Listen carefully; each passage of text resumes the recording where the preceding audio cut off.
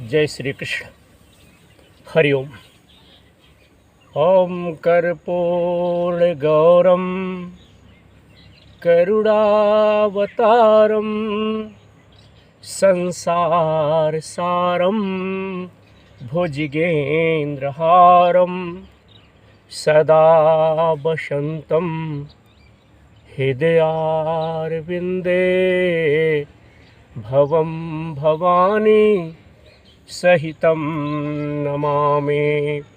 गुरोर्ब्रह्मा गुरोर्विष्णु गुरोर्देवो महेश्वरः गुरोः साक्षात् परं ब्रह्मा तस्मै श्री गुरुवे नमः। तस्मै श्री गुरुवे नमः। बोली वृंदावन बिहारी लाल की जय। बोली संत समाज की जय। बोली गंगा मैया की जय। बोली गुरुदेव महाराज की जय। बोलिए चित्रकूट धाम की जय। बोलिए कामता नाथ की जय। बोलिए अयोध्या धाम की जय। धर्म की जय हो, अधर्म का नाश हो, प्राणियों में सद्भावना हो, सबका कल्याण हो, पूरे विश्व का।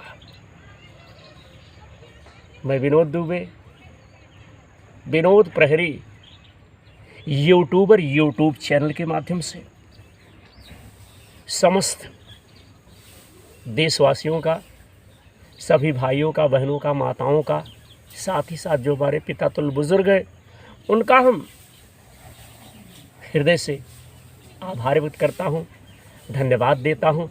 और साथ ही साथ एक निवेदन भी आपसे मैं करता हूँ कि आप लोग हमारे इस कार्यक्रम को देखिए। कार्यक्रम को देखने के बाद अगर कार्यक्रम आपको अच्छा लगे, कार्य आपको अच्छा लगे, विचार आपको अच्छा लगे, तो अपना आशीर्वाद दे करके हमें आप कृतकृत्य करें। साथियों देखिए, धर्म का काम है, धर्म के काम में एक दूसरे को मिल करके सहायता करनी चाहिए। साथियों आजकल तमाम विज्ञापन आ रहे हैं, तमाम प्रचार हो रहे हैं और फरेब लोग, धोखेबाज लोग लोगों से धन हरण करने का तरह तरह का कार्य कर रहे हैं।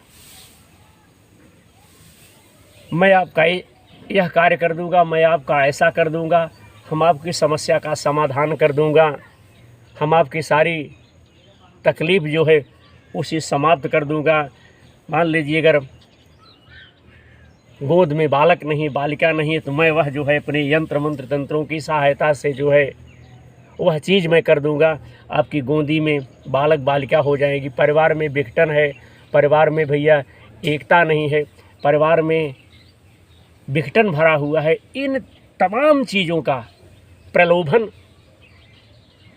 हमारे देशवासी, हमारे भाई लोग करते हैं और उस प्रलोभन में, उस लालच में कदाचित आप फंस गए, पड़ गए, तो आपसे धन जो है हरण करेंगे, आपका धन जो है खींच लेंगे, आपसे धन ले लेंगे और आपको एक पैसे का फ़ायदा नहीं होगा। इसलिए सावधान रहिए, होशियार रहिए, बहुत समझ बूझ करके तब आप कदम उठाइए।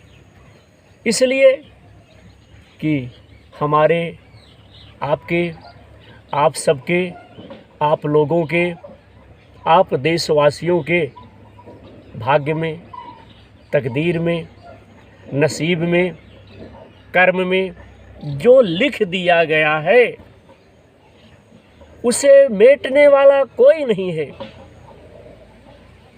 उसे भैया बदलने वाला कोई नहीं है। है तो केवल एक ही व्यक्ति, वह है परम पिता परमेश्वर। किसके भाग्य में लड़का नहीं है तो उसे लड़का नहीं होगा। किसी के भाग्य में दुख लिखा हुआ है तो उसे दुख मिलेगा। इसलिए कि ईस देई फल हृदय विचारी। और साथ ही साथ होई हैं सोई जो राम रचि राखा, होई हैं सोई जो राम रचि राखा, को करी तर्क बढ़ावहि शाखा। होई हैं सोई जो, होई हैं सोई जो राम रचि राखा, को करी तर्क बढ़ावहि शाखा, को करी तर्क बढ़ावहि शाखा। जो आपके भाग्य में, आपके तकदीर में, आपके नसीब में लिख दिया गया है, उसे कोई मिटने वाला नहीं है, उसे कोई बदलने वाला नहीं। इसलिए भैया इस वीडियो के माध्यम से सबसे पहले मैं यही कह रहा हूँ कि धोखेबाजों से, फरेबों से, 420 से आप सतर्क रहें, होशियार रहें। और अगर किसी चीज़ को प्राप्त करना है, पाना है, हासिल करना है, तो केवल एक ही मार्ग है, वह है भक्ति, वह है तपस्या, वह है तप, वह है आराधना। इस विधि से एक पैसा आपका लगेगा नहीं, केवल आपको भक्ति करना है, आराधना करनी है। निश्चित तौर पे इस चीज से आपको वह सफलता प्राप्त हो जाएगी। और कदाचित आप विज्ञापनों की तरफ पहुंच गए कि मैं फला आपका कर दूंगा, मैं आपकी तकदीर बदल दूंगा, आपकी भाग्य बदल दूंगा, ऐसा कर दूंगा, वैसा कर दूंगा, परिवार में विघटन समाप्त कर। कुछ भी आपकी समाप्त नहीं होगी, कुछ भी आपकी समस्या का समाधान नहीं होगा। जिसके पास जाएंगे उसका समाधान हो जाएगा। वह आपसे धन लेगा, वह आपसे पैसा लेगा। और भैया अगर कहीं आप इलाज करवा रहे किसी डॉक्टर से, और कदाचित अगर जिस डॉक्टर से आप इलाज करा रहे हैं उस परिवार का अगर वह सदस्य मर गया, तो क्या करेंगे आप? डॉक्टर से पैसा ले लेंगे? डॉक्टर आपको भुगतान कर देगा जितना आप खर्चा करे रहेंगे? कभी नहीं। इसलिए मित्रों, आप सब हमारे भाई हो, आप सब हमारे मित्र हो, हमारे सखा हो, हमारे दोस्त हो। इसलिए मैं कह रहा हूँ कि भैया इन चीज़ों पर आप ना पड़े। हाँ, तंत्र मंत्र हैं, तंत्र मंत्रों की सहायता से आप स्वयं अपना कार्य सिद्ध कर सकते हैं। तंत्र मंत्रों में शक्ति है, आप उनकी सहायता से आप अपना कार्य सिद्ध कर सकते हैं। और भैया कोई लिख दिया, विज्ञापन दे दिया, पोस्ट कर दिया फेसबुक पे, व्हाट्सएप पे, और क्या कहते हैं ट्विटर पे और यूट्यूब चैनल पर कि मैं आपकी तकदीर बदल दूंगा, मैं आपकी भाग्य बदल दूंगा, आपके सामने आपकी समस्या का समाधान हो जाएगा, सब आपके भविष्य में चमत्कार हो जाए। क्या खाक हो जाएगा? अगर कोई भैया तांत्रिक हो, कोई ऐसा विधाता हो, कोई ऐसा चमत्कारिक हो, तब तो बड़ी अच्छी बात है।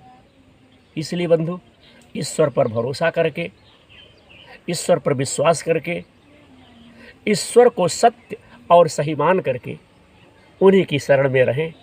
उन्हीं से अपनी व्यथा, अपनी परेशानी, अपनी मुसीबत बताएं। निश्चित तौर पे आपकी परेशानी, आपकी मुसीबत संपन्न होगी। हरिओम, जय श्री कृष्ण। आइए कथा की तरफ चलते हैं। 7वां अध्याय, विदुर के प्रश्न। आज के इस प्रसंग में हम यही प्रसंग हम अपने भाइयों को सुनाने चल रहा हूँ। श्री सुखदेव जी कहते हैं कि हे भैया, कि सुखदेव जी से कह रहे हैं कि मैत्रेय जी का यह भाषण सुनकर बुद्धिमान व्यास नंदन विदुर जी ने उन्हें अपनी वाणी से जो है प्रसन्न करते हुए कहा, खुश करते हुए कहा। विदुर ने पूछा कि हे ब्राह्मण, भगवान तो शुद्ध बोध स्वरूप, निर्विकार और निर्गुण है। भगवान जो है निर्गुण है, उनके साथ लीला से भी गुण और क्रिया का संबंध कैसे हो सकता है?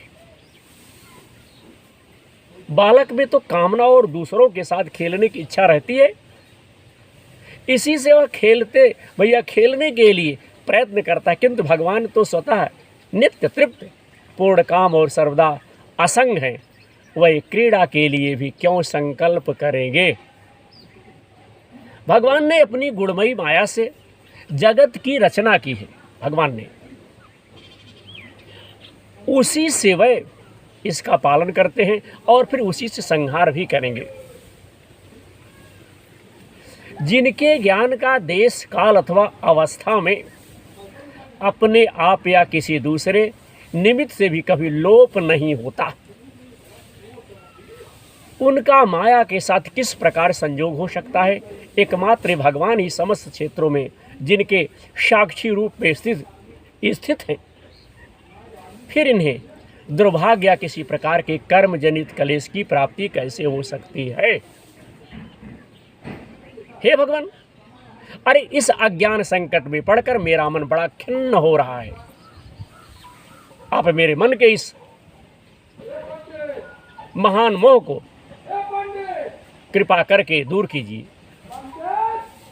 श्री सुखदेव जी कहते हैं कि विदुर जी की यह प्रेरणा प्राप्त कर अहंकारहीन श्री मैत्री जी ने भगवान का स्मरण करते हुए मुस्कुराते हुए कहा, श्री मैत्री जी ने कहा कि जो आत्मा सबका स्वामी और सर्वदा मुक्त स्वरूप है, वही दीनता और बंधन को प्राप्त हो। यह बात युक्त विरुद्ध अवश्य है, किंतु वस्तुतः यही तो भगवान की माया है। जिस प्रकार स्वप्न देखने वाले पुरुष को अपना सिर काटना आदि व्यापार न होने पर भी अज्ञान के कारण सत्यवत भासते हैं, उसी प्रकार इस जीवन को बंधादि न होते हुए भी अज्ञान बस भास रहे। हरिओम, जय जय श्री कृष्ण। भैया इस प्रकार से कह रहे हैं, यदि यह कहा जाए कि फिर ईश्वर में इनकी प्रतीति क्यों नहीं होती, तो इसका उत्तर यह है कि जिस प्रकार जल में होने वाली कंप आदि क्रिया जल में दिखने वाले चंद्रमा के प्रतिबिंब में न होने पर भी भासती है, आकाश अस्त चंद्रमा में नहीं, उसी प्रकार देहाभिमानी जीव में ही देह के मिथ्या धर्मों की प्रतीति होती है, परमात्मा में नहीं। निष्काम भाव से धर्मों का आचरण करने पर भगवत कृपा से प्राप्त हुए भक्ति योग के द्वारा यह प्रतीत धीरे धीरे निवृत्त हो जाती है। भैया, जिस समय समस्त इंद्रियां विषयों से हटकर साक्षी परमात्मा श्री हरि में निश्चल भाव से स्थित हो जाती है, उस समय गाढ़ निद्रा में सोए हुए मनुष्य के समान जीव के राग देशादि सारे कलेश सर्वदा जो है भैया नष्ट हो जाते हैं, सब जो है नष्ट हो जाते हैं। श्री कृष्ण के गुणों का वर्णन एवं श्रवण आशेष दुख राशियों को शांत कर देता है। फिर यदि हमारे हृदय में उनके चरण कमल की रज के सेवन का प्रेम जग पड़े, तब तो कहना ही क्या है। विदुर जी ने कहा, भैया कि हे भगवान, आपके युक्तियुक्त वचनों की तलवार से मेरे संदेह छिन्न भिन्न हो गए। अब मेरा चित्त भगवान की स्वतंत्रता और जीव की परतंत्रता दोनों ही विषयों में खूब प्रवेश कर रहा है। हरिओम, जय श्री कृष्ण। हे विद्वान, आपने यह बात बहुत ठीक कही है कि जीव को जो कलेश आदि प्रतीत हो रही है, उसका आधार केवल भगवान की माया ही है। वह कलेश मिथ्या एवं निर्मूल ही है, क्योंकि इस विश्व का मूल कारण ही माया के अतिरिक्त और कुछ नहीं है। इस संसार में दो ही प्रकार के लोग सुखी हैं, या तो जो अत्यंत मूढ़ अज्ञानग्रस्त हैं, या जो बुद्धि आज से अतीत श्री भगवान को प्राप्त कर चुके हैं। बीच की श्रेणी के भैया सन्याय यापन लोग जो है तो दुख ही भोगते हैं। हे भगवान, आपकी कृपा से मुझे यह निश्चय हो गया है कि ये अनात्मा पदार्थ वस्तुएं हैं, नहीं केवल प्रतीत ही होते हैं। अब मैं आपके चरणों की सेवा के प्रभाव से उस प्रीति को भी हटा दूंगा। हरिओम, जय श्री कृष्ण। इन श्री चरणों की सेवा से नित्य सिद्ध भगवान श्री मधुसूदन के चरण कमलों में उत्कट प्रेम और आनंद की वृद्धि होती है,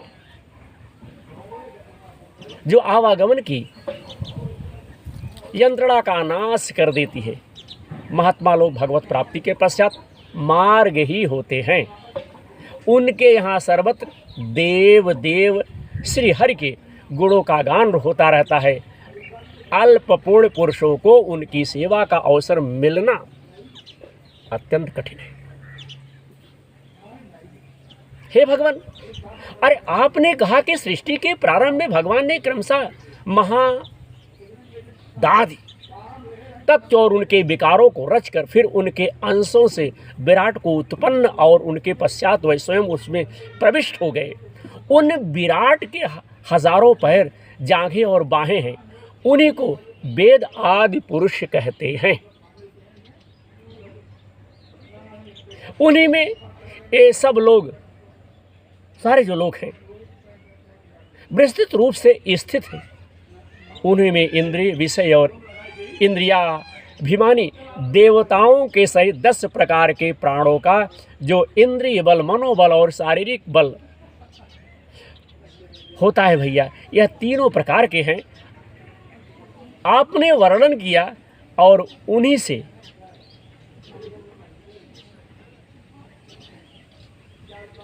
ब्रह्मणादि वर्ग भी उत्पन्न हुए हैं। अब आप मुझे उनकी ब्रह्मादि विभूतियों का वर्णन सुनाइए, वर्णन बताइए, जिससे पुत्र, पौत्र, नाती और कुटुंबियों के सहित तरह तरह की प्रजा उत्पन्न हुई और उससे यह सारा ब्रह्मांड जो है भर गया। वह विराट ब्रह्मादि प्रजापति का, वह विराट ब्रह्मादि प्रजापतियों का भी प्रभु है। उसने किन किन प्रजापतियों को उत्पन्न किया तथा सर्ग, अनुसर्ग और मनवंतरों के अधिपति मनुओं की भी किस क्रम से रचना की।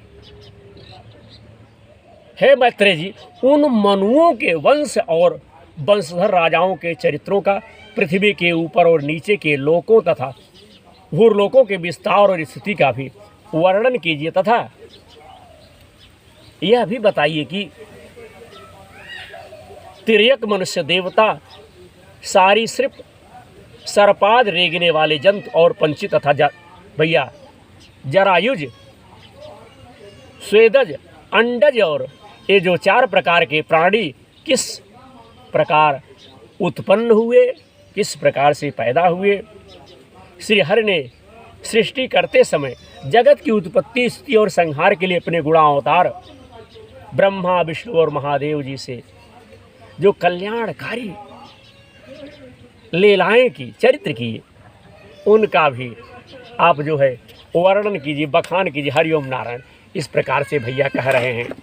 तो भेष, आचरण और स्वभाव के अनुसार वर्णाश्रम का विभाग, ऋषियों के जन्म, कर्मादि वेदों का विभाग, यज्ञों का विस्तार, योग का मार्ग, ज्ञान मार्ग और उसका साधन, सांख्य मार्ग तथा भगवान के कहे हुए नारद 5 रात आदि तंत्र शास्त्र, विविध पाखंड मार्गों के प्रकार से होने वाले विषमता, नीच वर्ण के पुरुषों से उच्च वर्ण की स्त्री में होने वाली संतानों के प्रकार तथा भिन्न भिन्न गुण और कर्मों के कारण जीव की जैसी और जितनी गतियाँ होती हैं, वह सब हमें आप सुनाइए, हमें आप बताइए।